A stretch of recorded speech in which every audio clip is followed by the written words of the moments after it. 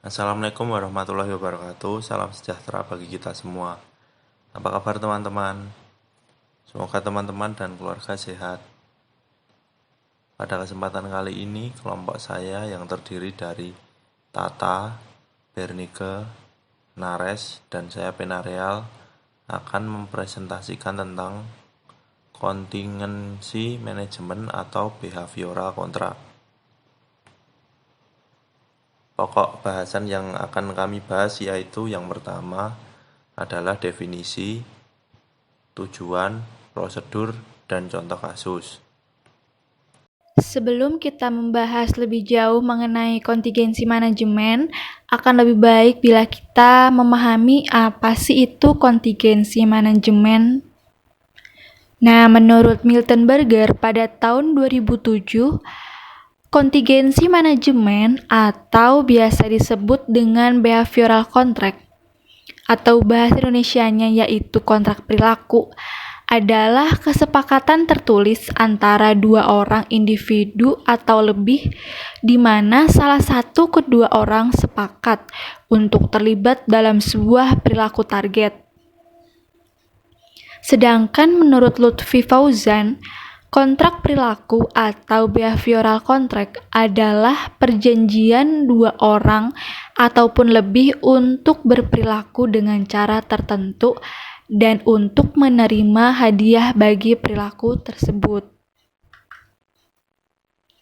Jadi, kontingensi manajemen dapat didefinisikan sebagai upaya memodifikasi perilaku individu dengan mengubah sistem dan lingkungan yang ada di sekitarnya dengan pemberian reinforcement dan punishment. Dalam teknik kontingensi manajemen ini, pemberian reinforcement dan punishment ini diberlakukan secara bersamaan. Jadi, reinforcement akan diberikan ketika si konseli menunjukkan perilaku yang diharapkan. Namun, konseli juga akan mendapatkan sanksi atau punishment bila menunjukkan perilaku yang tidak diharapkan. Dalam kontingensi manajemen ini harus terjadi negosiasi antara orang-orang yang terlibat mengenai syarat-syaratnya, sehingga kontrak ini dapat diterima oleh semua orang.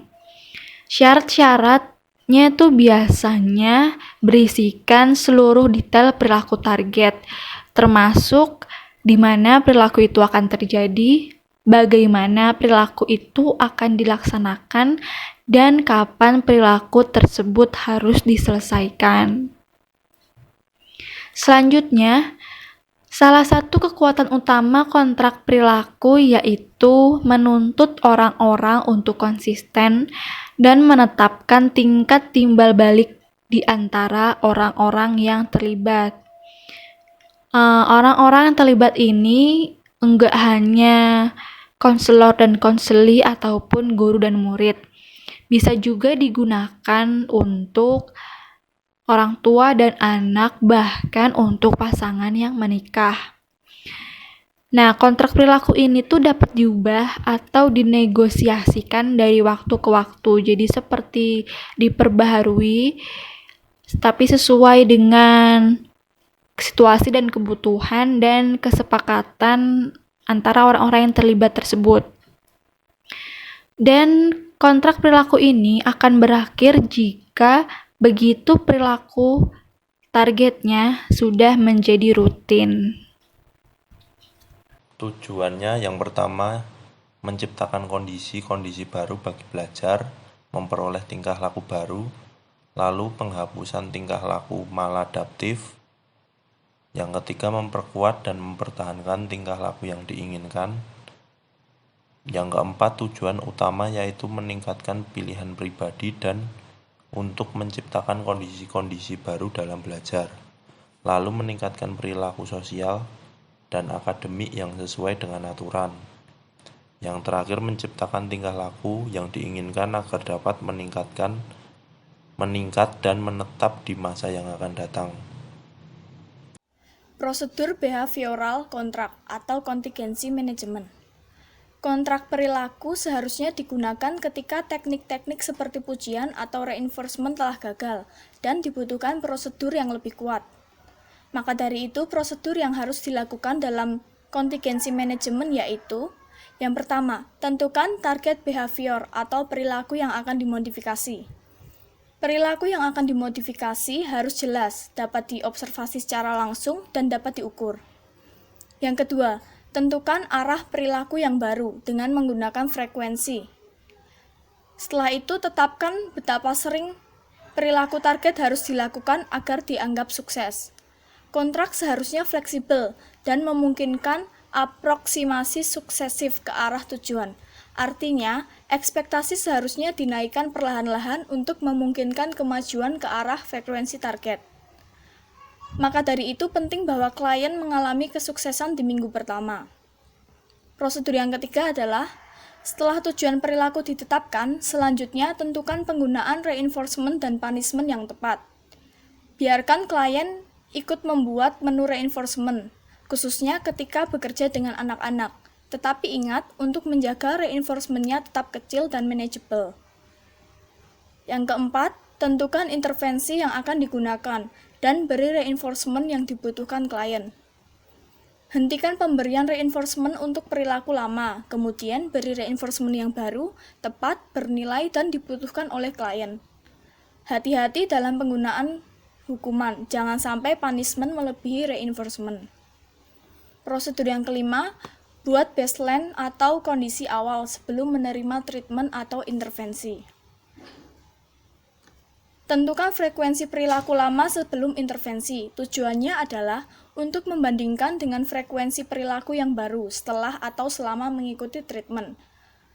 Untuk menunjukkan kemajuan ke arah pencapaian tujuan dapat menggunakan sebuah grafik. Prosedur yang keenam, yaitu desain program. Pastikan untuk memasukkan tanggal mulai, perilaku target, kriteria, dan tenggat waktu untuk penyelesaian tugas dan reinforcement yang akan digunakan.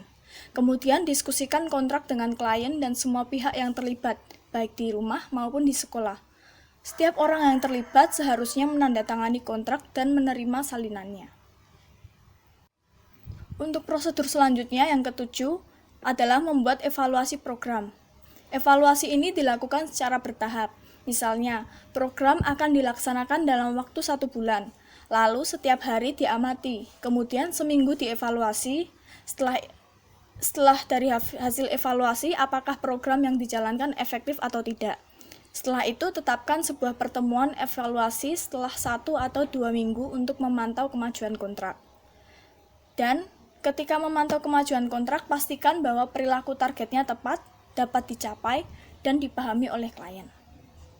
Yang kedelapan, lanjutkan pencatatan perilaku setelah ada perubahan. Dan yang terakhir, tentukan durasi program dan metode yang digunakan selama dan menjelang akhir intervensi. Baik teman-teman, yang terakhir ada contoh kasus contingency management atau kontrak perilaku. Mari kita simak bersama. Ini Bambang, ia berusia 17 tahun dan sedang duduk di bangku SMA kelas 11. Orang tuanya, yakni Bapak Hendro dan Ibu Susi, bekerja kantoran sehingga jarang memperhatikan keseharian Bambang ini. Berhubung sedang pandemi, maka ia belajar dari rumah. Nah, selama PJJ atau pembelajaran jarak jauh itu, Bambang selalu meminta uang jajan yang lebih. Dan diam-diam, ia juga mencuri waktu untuk bermain keluar bersama teman-temannya. Dia keluar dengan alasan ingin mengerjakan tugas kelompok. Tak hanya itu, Bambang juga minta dibelikan HP baru dengan alasan supaya ia bisa mengerjakan tugas dengan mudah. Dia sering pulang malam dan ternyata ia sering pulang malam itu karena ia kecanduan bermain game bersama dengan temannya. Hal itu membuat nilai PTS-nya buruk atau penilaian tengah semesternya buruk. Dan ternyata selama ini ia juga tidak pernah mengumpulkan tugas-tugas yang diberikan oleh sekolah. Orang tuanya mengetahui hal ini karena guru wali kelasnya memberitahu orang tuanya kalau nilai PTS-nya buruk dan selama ini Bambang tidak pernah mengumpulkan tugas. Baik, dapat dilihat slide berikut ini. Tadi dijelaskan kalau Bambang ini suka atau kecanduan dengan main game. Di sisi lain, Bambang tidak suka jika uang jajannya itu dipotong dan HP-nya disita oleh orang tuanya. Oleh sebab itu, di sini kontrak perilaku terjadi. Bambang setuju untuk mengerjakan, mengumpulkan tugas, serta belajar pada jam sekolah, yakni setiap hari Senin sampai Jumat. Jika Bambang tidak mengikuti pelajaran, maka Bambang harus bertanya kepada teman sekelas apakah ada tugas atau tidak. Jika Bambang selalu mengerjakan tugas dan mengumpulkan tugas tepat waktu, serta nilainya ada peningkatan, orang tua Bambang setuju untuk memberi hadiah dengan mengizinkan ia bermain game atau bermain keluar dengan temannya setiap hari Sabtu saja. Hadiah ini akan diberikan selama sisa waktu kontrak. Nah, jika Bambang tidak mengerjakan tugas, ia setuju uang jajan akan dikurangi dari 15.000 menjadi 5.000 saja.